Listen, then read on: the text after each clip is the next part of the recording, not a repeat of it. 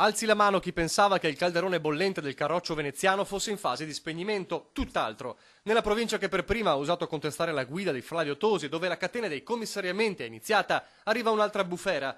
Destituzione del segretario della sezione della Lega Nord di Venezia Centro Storico, via Samuele Gavagnin, entra il commissario Fabio Rigobon. Il tutto a poche ore dalla proposta di sospensione del sindaco di Musile di Piave, Gianluca Forcolin. Insomma, il vento della tempesta, lo stesso che ha portato decine di leghisti dissidenti a formare l'associazione Prima il Veneto Punto, è ancora molto forte. Un sacco di gente che si è allontanata, sezioni chiuse, commissariamenti, perché ci sono 3 circoscrizioni commissariate, ci sono sezioni commissariate, la stessa provincia è commissariata.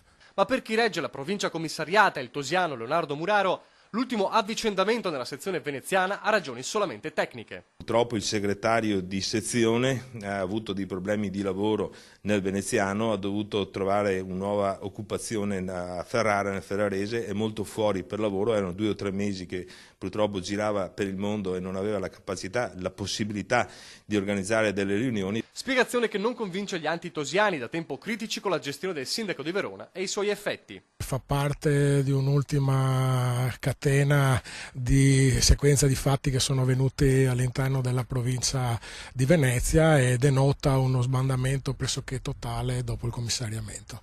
Critici come il sindaco di Musile, che sostiene di aver pagato con la proposta di sospensione le sue accuse degli ultimi tempi alle frasi e ai comportamenti del commissario leghista del Veneto Orientale Daniele Estival, caso Chienghe in primis.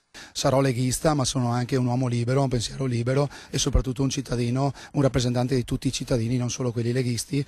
Tutto questo a meno di un mese da quel congresso che dovrà portare alla scelta del nuovo segretario federale, una gara che vede proprio Flavio Tosi in corsa. Non posso pensare a una dichiarazione del segretario in questo senso, mi candido a segretario federale per unire il partito, quando poi di fatto a cascata sulle segreterie locali abbiamo i commissariamenti costanti, per cui c'è qualcosa che non quadra.